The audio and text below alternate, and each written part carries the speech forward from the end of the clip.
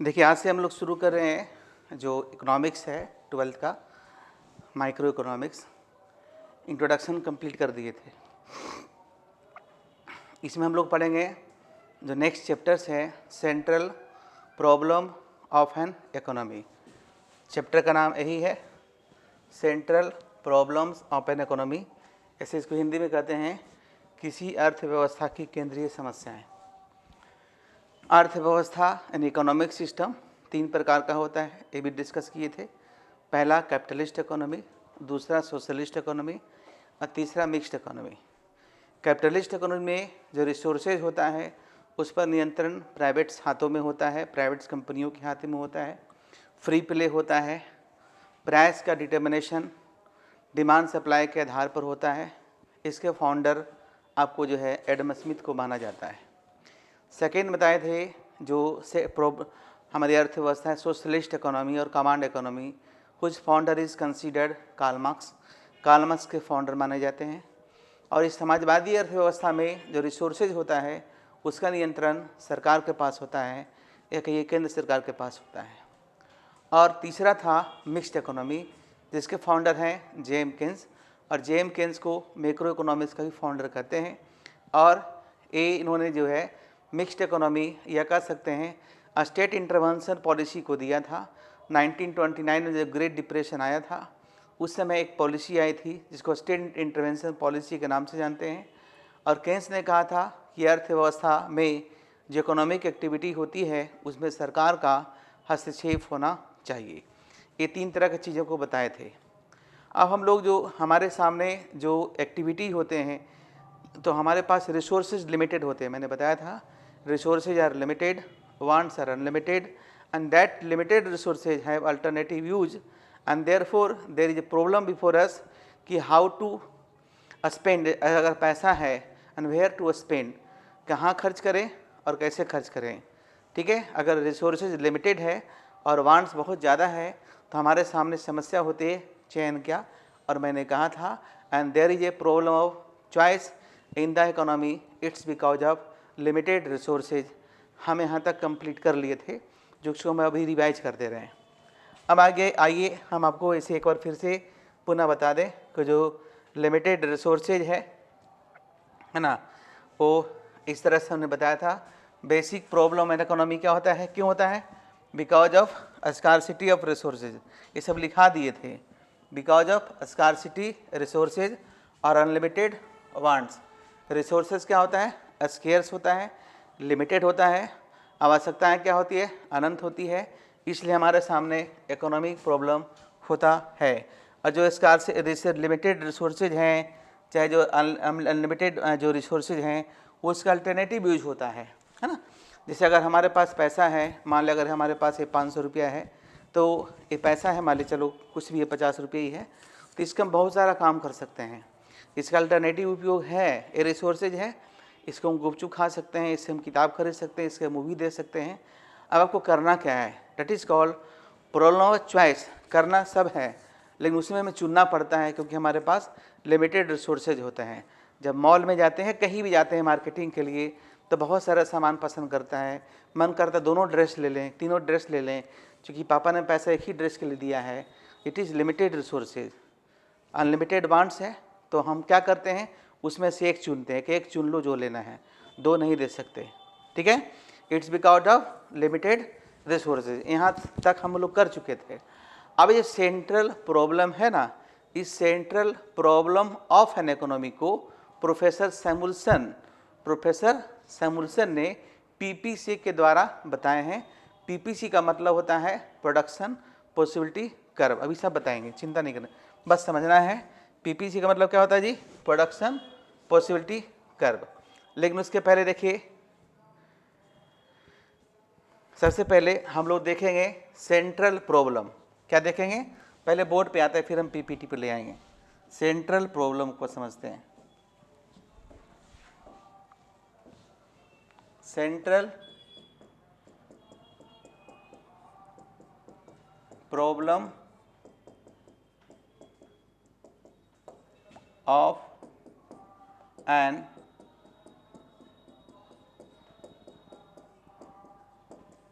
Economy किसी अर्थव्यवस्था की केंद्रीय समस्या है। ये ऊपर लिखा हुआ भी था, इसको लिख सकते हैं। तो देखो समस्या क्या होता है, सबसे पहले एक प्रोड्यूसर के सामने कि व्हाट टू प्रोड्यूस, क्या उत्पादन करें, पहला समस्या होता है। दूसरा है हाउ टू प्रोड्यूस, कैसे उत्पादन करें।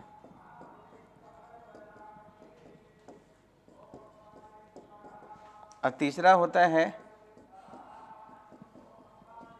For whom to produce,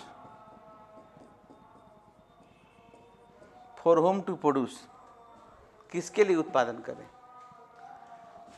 what to produce का मतलब कैसा सामान हम बनाएं, कैपिटल गुड्स बनाएं, कंज्यूमर गुड्स बनाएं, या चलो कंज्यूमर गुड्स है तो उसमें कैसा बनाएं, क्या हम सामान बनाएं कि बाज़ार में बिके, पहले समस्या होता है। दूसरा हाउ टू प्रोड्यूस का मतलब यहाँ पर है प्रोडक्शन करने का दो तरीका। एक जैसे हम आपको हाथ से पढ़ाते हैं, एक पूरा पीपीटी बना कर लाते हैं, दोनों ऑप्शन मेरे पास होता है। लेकिन जो पीपीटी बना कर लाते हैं टीचर्स, तो आज के डेट में उनकी इफ़िशियंसी बढ़ गई है क्योंकि उनको लिखाना नहीं पड़ता है और आपको बार बार हमको भूखना नहीं पड़ता है और आपको भी रिपीट नहीं करना पड़ता, सर इसका मीनिंग क्या होगा, इसका स्पेलिंग क्या होगा, आप देख लिए, आप लिख लिए। इसके लिए हमें पैसा इन्वेस्टमेंट करना पड़ा, बड़ा सा बोर्ड लगा, 1.5 लाख 2 लाख रुपए का बोर्ड लगा, कैमरा लगा, सॉफ्टवेयर लगा, है ना, तब आपके सामने इफिशियंसी आई। तो एक ऐसा टेक्निक जिसमें मशीन का उपयोग अधिक हो और श्रम का उपयोग कम हो, यानी कि जो लेबर का उपयोग कम हो और पूंजी का उपयोग ज़्यादा हो, तो उसे हम लोग कहते हैं कैपिटल इंटेंसिव टेक्निक। क्या बोलेंगे? Capital intensive technique. जैसे रोड बनाते हैं तो बड़ा बड़ा मशीन लग रहा है, तो अगर बड़ा बड़ा मशीन नहीं लगता तो लाख मतलब कि सैकड़ों नहीं बल्कि हज़ारों लेबर को काम मिलता है ना। लेकिन अभी जो पुल बन रहा है एक कैपिटल इंटेंसिव टेक्निक से बन रहा है। जैसे रोटी बनाते हैं ना, तो छोटा मोटा गुरुद्वारा में रोटी हाथ से बनता है, लेकिन जो बड़े गुरुद्वारा होते हैं वहाँ रोटी मशीन से बनता है। लेकिन अगर वहाँ रोटी हाथ से ही बनता तो शायद ज़्यादा श्रमिक को काम मिलता, है ना। लेकिन है क्या कि अगर जैसे अब जहाँ साईं जी का दरबार है वहाँ भी चलता है, आपका जो भोज खिलाया जाता है डेली, तो अब वहाँ सब रोटी मशीन से बनता है, तो लेबर का काम कम मिलता है। और आप सुनते होंगे भी कि अब मशीन का उपयोग होने के कारण भारत में बड़े पैमाने पर स्ट्रक्चरल अनएम्प्लॉयमेंट हो रहा है। इसलिए कुछ स्कीम जैसे मनरेगा वगैरह का नाम सुने होंगे, उसके तहत सरकार काम कह रही है कि काम आपको मैनुअली ही कराना है, उसमें मशीन का उपयोग नहीं करना है, क्योंकि उद्देश्य है रोजगार देना। तो रोजगार देना अगर है तो अगर मशीन का उपयोग करेंगे, अब बैंक में मशीन का उपयोग कर रहे हैं, रेलवे में मशीन का उपयोग कर रहे हैं। टिकट काटने वाले कितने पहले व्यक्ति होते थे काउंटर पर, अब सब मोबाइल से काट लेते हैं, अब सब जो है लैपटॉप से ले लेते हैं, किसी काउंटर से ले लेते हैं। तो उन्होंने बड़े बड़े कैपिटल मशीन लगा दिया है। अब बैंक में जाते थे पासबुक अपडेट करने के लिए, एक सर्विस मैनेजर होते थे, उसका पोस्ट खा गया, क्योंकि अब मशीन से पासबुक अपडेट हो जाता है, मोबाइल से अकाउंट खुल जाता है, मोबाइल से वेरिफिकेशन हो जाता है। तो ये सारी चीज़ें जो है अब मोबाइल से ही होना शुरू हो गया, मशीन से होना शुरू हो गया, इसलिए काम कम मिले। भारत में भी स्ट्रक्चरल अनएम्प्लॉयमेंट है। तो ऐसा तकनीक जिसमें श्रम का उपयोग अधिक हो और लेबर का उपयोग, मशीन का उपयोग कम हो, तो उसे हम लोग कहते हैं श्रम प्रधान तकनीक। जैसे ढाबा वगैरह जो देखते हैं वहाँ पे लोग श्रमिक लोग काम करते हैं, हाथ से ही रोटी बनता है, हाथ से ही सब्जी बनता है, सारा का सारा हाथ से ही बनता है। देखते हैं आई बस में। उसी तरीके से जैसे आप जाते हैं बर्तन धोते हुए देखते होंगे बड़े बड़े होटल में, तो बर्तन धोने का मशीन लगा हुआ है, तो यानी कि जो 4-5 दाई का काम मिलता वो तो नहीं मिला। अब तो जूठा गया, उठा के डाल दिया, बर्तन धुला के निकल गया। तो जो 5 व्यक्ति कर सकता था अब वो अकेले एक मशीन कर रहा है। उसने वन टाइम इन्वेस्टमेंट कर दिया, 1 लाख रुपया, 50,000 रुपया इन्वेस्टमेंट कर दिया, तो उसको बार बार जो है मंथली पेमेंट देना नहीं पड़ता है। तो अर्थव्यवस्था में समस्या होती है कि हम किस तरह का तकनीक अपनाएं, है ना, दूसरा समस्या। और तीसरा होता है फॉर हुम टू प्रोड्यूस, कि हम किसके लिए प्रोड्यूस करें, कैसा लोग हैं वहाँ बाज़ार में, अमीर हैं, गरीब हैं, एवरेज हैं, ये सभी चीज़ों को देखना होता है। तो this is the central problem of an economy before the producers. जो उत्पादक होते हैं उसके सामने 3 समस्या तीन कॉमन समस्या होती है। तो तुम्हारा ऑब्जेक्टिव क्वेश्चन दिया जाता है what is the central problem, तो what to produce, how to produce, for to produce, this is the central problem of an economy. समझ में आया?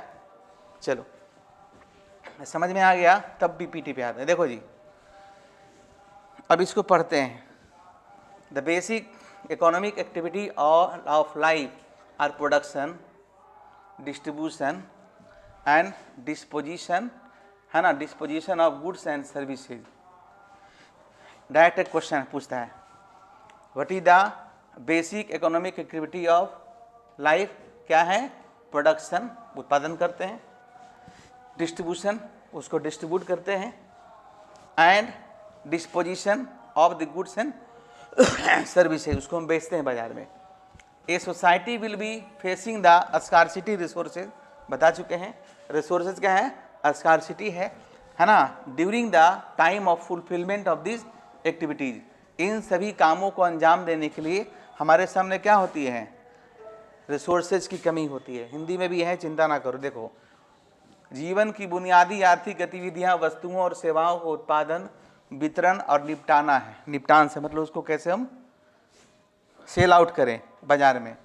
ये तीन समस्याएं हैं। डायरेक्ट क्वेश्चन पूछता है ना जी, तो क्या टिक लगाइएगा? उत्पादन, वितरण और हाँ निपटान, मतलब उसको डिस्पोज करना, सेल आउट करना। ठीक है, इन गतिविधियों की पूर्ति के दौरान एक समाज को संसाधनों की कमी का सामना करना पड़ता है या पड़ेगा। अगर संसाधन की कमी नहीं होता तो कोई समस्या ही नहीं होता। Why there is a problem of choice and why there is economic problem in the economy, it is because of limited resources. अगर मोदी जी कहे थे, मजाक में ही कहे थे, चुनाव में कहे थे कि 15 लाख रुपए हम सबको दे देंगे, नहीं दे पा रहे हैं, नहीं पैसा है। अगर होता तो शायद सबको दे देते। सरकार सभी की आवश्यकताएं पूरी नहीं करती, रिसोर्सेज की कमी होती है। आप लोग इतने रोजगार के लिए हल्ला करते हैं, तो सरकार चाहे तो दे दे, कलम चला दे। कलम चलाने से नहीं होता है, खजाना में पैसा भी तो होना चाहिए। नहीं कहते हैं सब कॉन्ट्रैक्ट पर है, सबको रेगुलर कर दीजिए। अरे भाई उतना रिसोर्स जनरेट होगा या सरकार उस रिसोर्स को जनरेट करने के बाद ही ना आपको काम देगी, या कहीं से खर्च करके काम देगी। उसके लिए पॉलिसी बनता है कि भाई 3 लाख 4 लाख टीचर की बहाली हुई है, उसकी सैलरी कैसे देंगे? जो काम हो रहा था 30,000 में, उसके लिए 50,000 देना पड़ेगा, 60,000 देना पड़ेगा। तो इन सभी चीज़ों को देखना होता है ना, क्योंकि अर्थव्यवस्था में रिसोर्सेज लिमिटेड होते हैं। अगर लिमिटेड रिसोर्सेज नहीं हो तो कोई समस्या ही नहीं हो, है ना। रिसोर्सेज लिमिट नहीं हो, परिवार की बात हो, समाज की बात हो या सरकार की बात हो। हम शुरू दिन ही पढ़ते हैं economics is science of household management. Household represent a family, household represent a society, household represent a state, household represent a country, and everywhere there is a problem of scarcity of resources. और सभी जगह जो है समस्या होती है limited resources का, है ना। कोई दिक्कत? रिसोर्सेज का समस्या होता है। और चलिए सेकेंड लाइन में आते हैं। सेकेंड लाइन क्या कहता है? ठीक है, हाँ देखो, चलो अब देखना, उसमें पढ़ना। 3 समस्या है ना जी, हम बता दिए थे ऊपर में ही, लिखा भी दिए हैं, ऐसे फिर लिख लीजिएगा, नोट्स भेज देंगे। What to produce, how to produce, for, ये तीनों डायरेक्टली क्वेश्चन ही देता है कि निम्नलिखित में से क्या है इकोनॉमिक प्रॉब्लम, तो तीनों में से टिक लगा दीजिएगा, देख लीजिएगा। ठीक है, कोई दिक्कत? वैसे इसका हिंदी वर्जन भी नीचे है, जो हिंदी वाले विद्यार्थी हैं ध्यान दें, चिंता ना करें। क्या उत्पादन करना है, कैसे उत्पादन करना है और किसके लिए उत्पादन करेंगे। अब इसका विशेष शर्ता, व्हाट टू प्रोड्यूस का मतलब यहाँ क्या देख रहे हैं? It is one of the central problem in the economy. It is related to the types of quantity of the goods and services that need to produce, है ना। Since resources are limited, quantity products and producing more of one goods will result in less production of the other goods. ठीक है, जैसे कि अब economics का ये शायद आपका पहला टॉपिक पढ़ रहे हैं, पहले डिफिनेशन था। ये भी एक मॉडल है। जितने भी अर्थ है वो शास्त्र में मॉडल पढ़ते हैं, प्रिंसिपल पढ़ते हैं, लॉ पढ़ते हैं, तो उसका एजम्पशंस है। हम जो पीपीसी पढ़ने जा रहे हैं, it is based on two goods, भी क्वेश्चन पूछता है। तो अगर दो वस्तु को उत्पादन करना है, रिसोर्सेज लिमिटेड है, एक कहता है हम ज़्यादा करना है, तो दूसरा क्या करना पड़ेगा? कम करना पड़ेगा। क्यों? क्योंकि रिसोर्सेज लिमिटेड है। एक भाई ज़्यादा मांगेगा संपत्ति, तो दूसरा को कम करना पड़ेगा। अब होता ही है जिद्दी कोई। इसलिए कहते हैं कि अगर समाज में शांति चाहते हैं तो एक भाई सेक्रीफाइस करता है, कुछ ना कुछ करेगा, नहीं करता तो झगड़ा होता है। जो पढ़े लिखे लोग होते हैं समाज में, वो ये सब चीज़ नहीं देखते, बोले चलो ठीक है कोई बात नहीं। लेकिन जो पढ़े लिखे नहीं होते हैं, समस्याओं को नहीं समझते हैं, जैसे कि मान ले जो पढ़ा लिखा व्यक्ति है, वो 1 इंच ज़मीन के लिए नौकरी छोड़ करके झगड़ा करने नहीं आएगा, चलो ठीक है ले लो, नहीं। तो अगर एक लेकिन अगर कोर्ट से फैसला हो, तो एक व्यक्ति कहता है हमारा छज्जा निकल रहा है, हमारा दुकान निकलेगा, दरवाजा छोटा हो जाएगा, तो जज साहब कहते हैं कि ठीक है बढ़ा लो, लेकिन दूसरा तरफ इसको दो, तभी फैसला होगा। एक तरफ ज़्यादा तो दूसरा कम करना ही पड़ेगा। मान ले भाई है तो नहीं करते हैं, लेकिन यहाँ इकोनॉमिक्स में भाई और भौजाई तो नहीं चलेगा। इकोनॉमिक्स में रिसोर्सेज लिमिटेड है। किसी दुकान में जाइएगा, कहिएगा भाई सूजी ज़्यादा चाहिए तो चीनी कम कर लो, थोड़ा कहिएगा नहीं दोनों ज़्यादा लेंगे, पैसे पॉकेट में कम ना है। मम्मी दे दी चीनी लाने के लिए, सूजी लाने के लिए 200 रुपये दे दी, अचानक बोली नहीं चीनी थोड़ा ज़्यादा चाहिए, गेस्ट आ गए, चाय पिलाना है, तो सूजी कम कर लो। क्यों? Because of limited resources. ठीक है, हमारा पास पैसा सीमित है और 2 ही सामान खरीदना है। जैसे कि मान ले तुमको 20 रुपये गुपचुप के लिए मिला, तो चाट खाने का मन कर गया, 10 का चाट खाएंगे तो 10 का गुपचुप खाएंगे, थोड़ा कि 20 का गुपचुप 10 का चाट नहीं होगा। क्यों? पैसा 20 रुपया है। तो जब पॉकेट मनी मिलता था, हम लोग को भी मिलता था, आप लोग को भी मिलता होगा, तो उसको देखते थे ना कि सेटिस्फेक्शन कहाँ मिलेगा। पूरा हम आगे बताएं, पूरा पैसा गुपचुप पे खर्च कर दें तो अच्छा, कि थोड़ा गुपचुप थोड़ा चाट तो अच्छा, नहीं थोड़ा चाट थोड़ा गुपचुप तो अच्छा, तो थोड़ा चाट तो थोड़ा गुपचुप क्या करना पड़ेगा? कम करना पड़ेगा, या थोड़ा अधिक गुपचुप तो चाट कम करना पड़ेगा। ठीक है, ठीक है, ये मैंने एग्जाम्पल देकर समझाया। अब सेकेंड है बाबू हाउ टू प्रोड्यूस, इसके बारे में हम बता दिए हैं, अब क्या चर्चा करें। हाउ टू प्रोड्यूस बताया था ना, 2 तरह का चीज़ होता है। पहला है ऐसे लिख लो, आज याद रहेगा, लिखा देते हैं इसको, कुछ कुछ चीज़ें लिखा देते हैं, घर पे जाकर नोट्स बना लीजिएगा। हाउ टू प्रोड्यूस, इसको बोलते हैं कैसे उत्पादन करें, कैसे उत्पादन करें। तो कैसे उत्पादन करें अगर है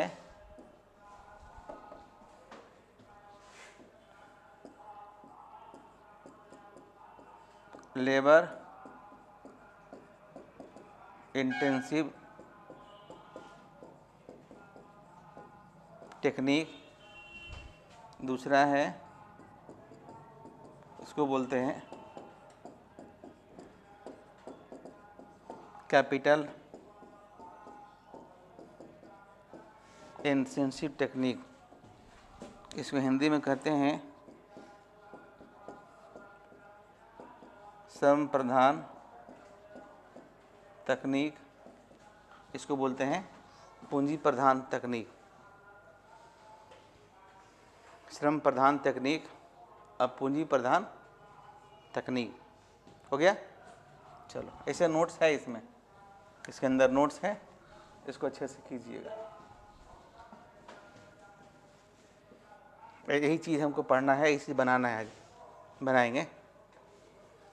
अब आ जाओ, हाउ टू प्रोड्यूस हो गए थे, अब लिखो लिखो ना, पे लिखाते हैं। Central problem of an economy, central problem of an economy, central problem of an economy was explained by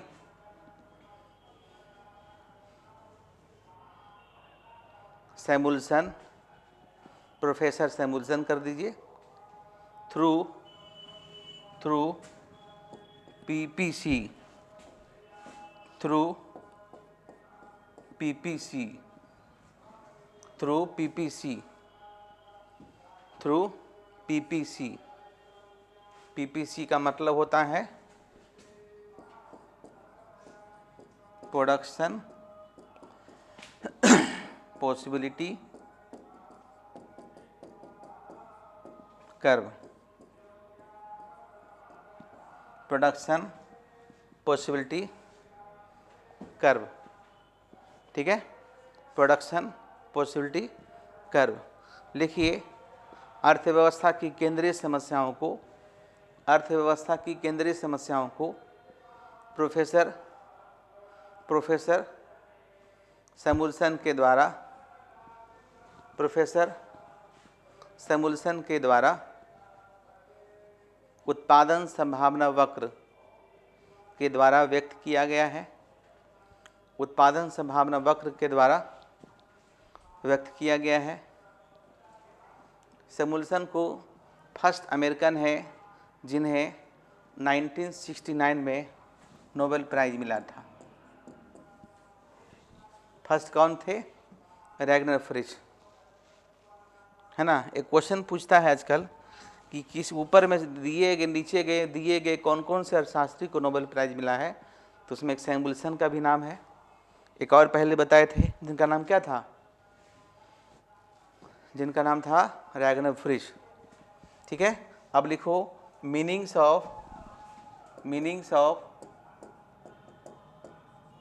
PPC, Hindi में लिखिए उत्पादन संभावना वक्र का अर्थ, उत्पादन संभावना वक्र का अर्थ, ठीक है। चलिए वापस आते हैं, लिखो जी, चलो जल्दी से लिख लो, देख के हम बोल भी देते हैं। लिख लीजिए, PPC is the graphical, Hindi में लिखा हुआ जी, PPC is the graphical representation of the possible combination of two goods that can be produced with given resources and level of technology,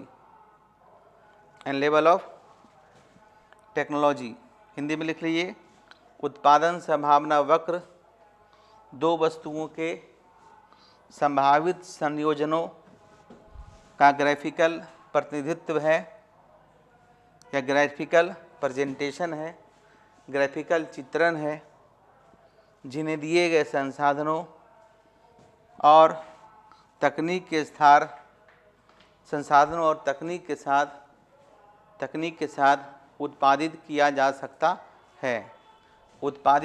सकता है, अब जितने भी टॉपिक हम पढ़ेंगे वो सब एजम्पशन पर आधारित होगा, इसलिए अब हेडिंग दे दीजिए एजम्पशंस ऑफ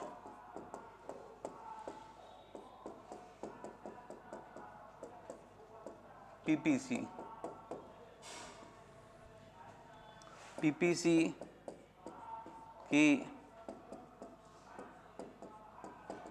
मान्यताएं, पीपीसी की मान्यताएं लिख लीजिए।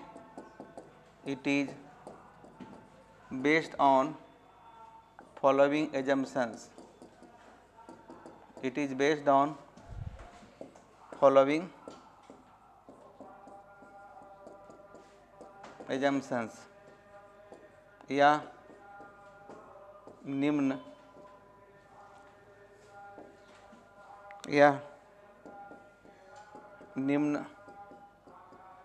निम्नलिखित मान्यताओं पर आधारित है,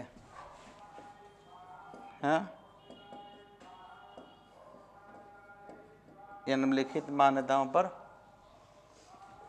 आधारित है, ठीक है, निम्नलिखित मान्यताओं पर आधारित है। और लिखो पहला, दूसरा, तीसरा।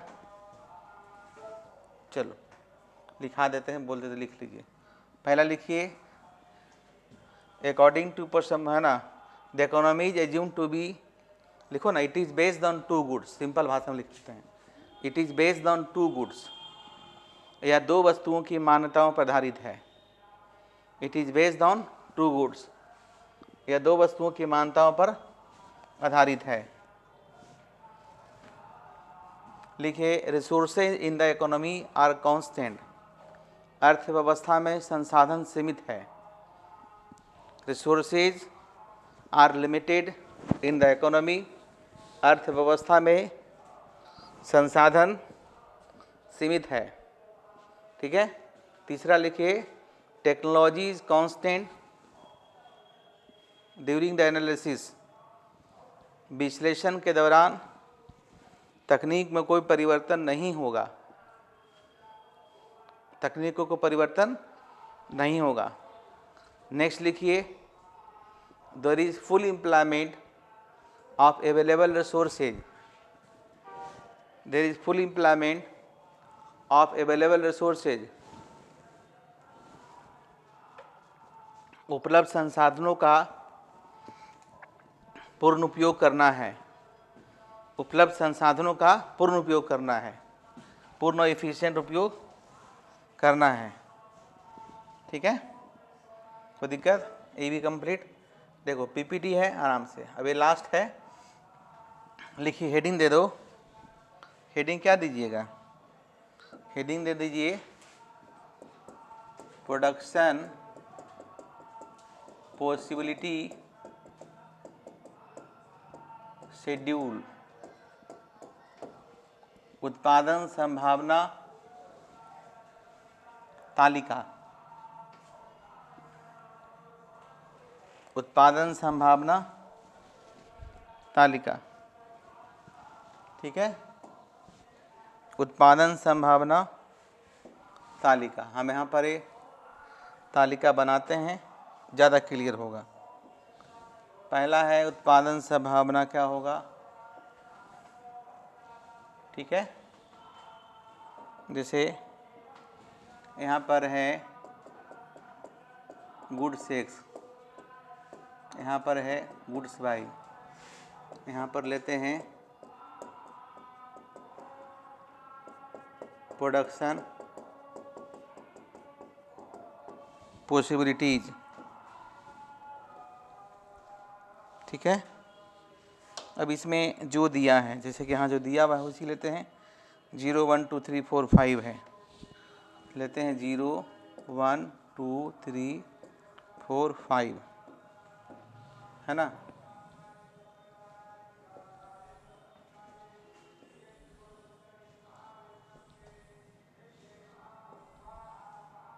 ठीक है, यहाँ पर है A B C D E F, यहाँ पर लेंगे, मान लिया 15 है, 14 है, यहाँ जो है ना वही लेते हैं 12 9 5, है ना।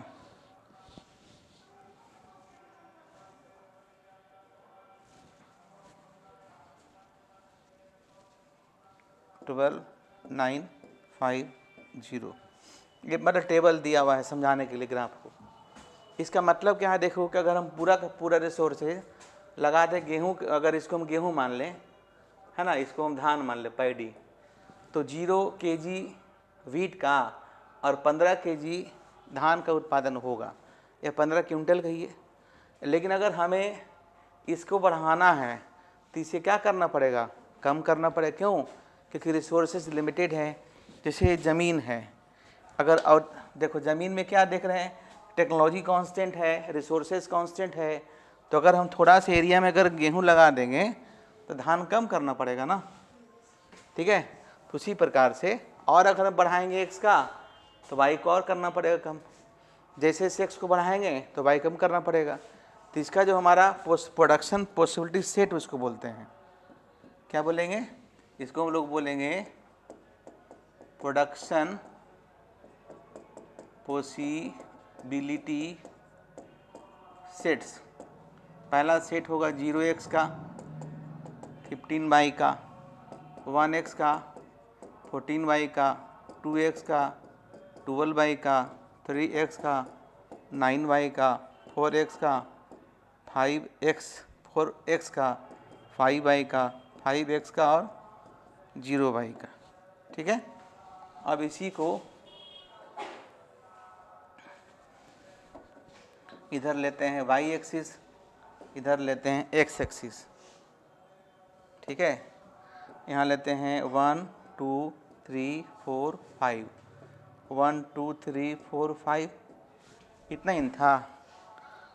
इधर लेते हैं 2 4 6 8 10, 2 4, यानी कि 2 4 6 8 10 12 14 और 16। ठीक है। इधर क्या लिए, इधर हम लोग लिए गुड्स y, इधर हम लोग क्या लिए गुड्स x लिए। अब क्या करना है, अब करना यह है कि पॉइंट रिप्रेजेंट करना है। तो पहला पॉइंट 0x और 15y का है। देखो 0x यहाँ है, अब 15y यहाँ हो जाएगा, 16 के नीचे एक पॉइंट मिल गया। सेकेंड में देख रहे हैं कि जब 1 है तो कितना है 14 है, 14 है। आराम से बनाइए, दिक्कत खत्म नहीं होगा। पहला में क्या लिए थे पॉइंट, पहला में लिए थे 0x और 15y, यही ना था।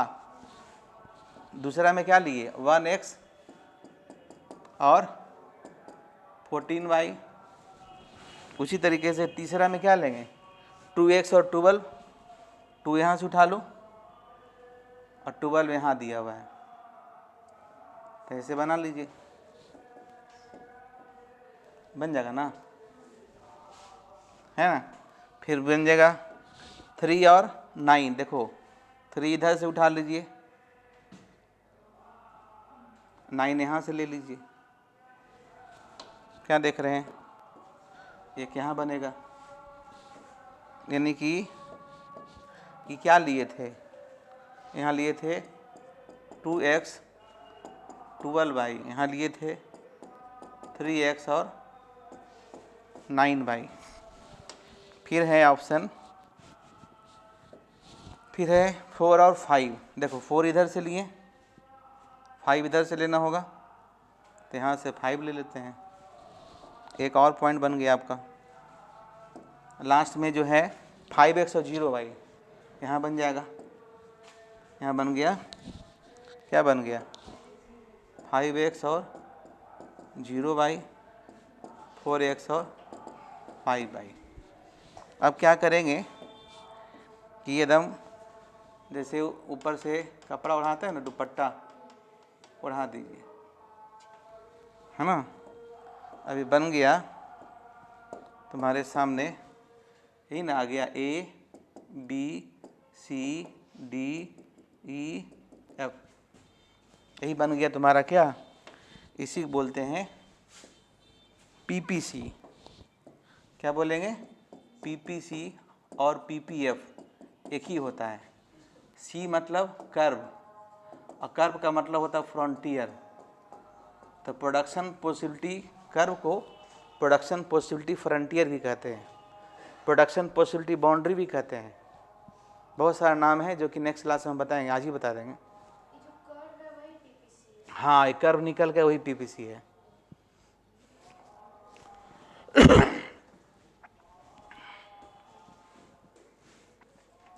ये जो कर्व निकल के आया वही PPC है।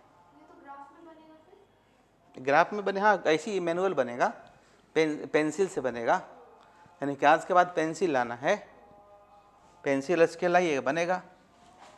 जितना अच्छा इसको बना सकते हैं, है ना। और दे दो ऊपर से, हम बन गया। यही चीज़ हम आपको दिखा रहे थे। हाँ, ये थोड़ा वापस शुरू में हम आए थे, यही दिखा रहे थे। देखिए ऐसा ही आ गया ना, यही कलरफुल किया हुआ है, यही ना चीज़ है। अभी बाहर वाले को बोलेंगे ना टेयर लेवल टू, नेक्स्ट क्लास में बताएंगे। ठीक है, यही सब चीज़ बताए थे। एजम्पशन भी हो गया, इसका भी बता दिए, एक्सप्लेनेशन भी बता दिए। अब देखिए, अब यहाँ पर समझो, सब हो गया, सब हो गया तो इसको समझेंगे लाइन को। In microeconomics production possibility frontier भी बताए हैं, मतलब पीपीसी और प्रोडक्शन पॉसिबिलिटी कर्व बता दिए हैं, और प्रोडक्शन पॉसिबिलिटी बाउंड्री ये भी बता दिए हैं, है ना। Is a graphical representation showing all possible option output for two goods that can be produced using all the production where the given resources are fully and efficiently utilized per unit time. PPF मतलब PPC illustrated several economic concepts such as allocative efficiency, economic of scale, opportunity cost, marginal rate of transformation, productive efficiency, a scarcity of resources, the fundamental economic problem that all society face। तो इसमें कुछ सुने हैं, कुछ सुनेंगे आगे, तो सारे चीज़ को हम लोग देखें आज, बहुत अच्छे तरीके से समझें हम। ये अंत का जिस्ट है, हिंदी में भी है। आज ही हम नोट्स शेयर कर देंगे, ये पीपीटी शेयर करें, नोट्स नहीं है, नोट्स तो अलग से हम भेज चुके हैं पहले। एक जहाँ पे डाउट रहा होगा वहाँ से मिला लीजिए। ग्राफ समझ में आया तो नेक्स्ट क्लास में क्या सीखेंगे, इस पूरे ग्राफ का प्रॉपर्टी सीखेंगे, इसका प्रॉपर्टी क्या है, यानी कि पीपीसी को कंप्लीट होने में कम से कम 3 क्लासेज आपको लगेगा। आया समझ में?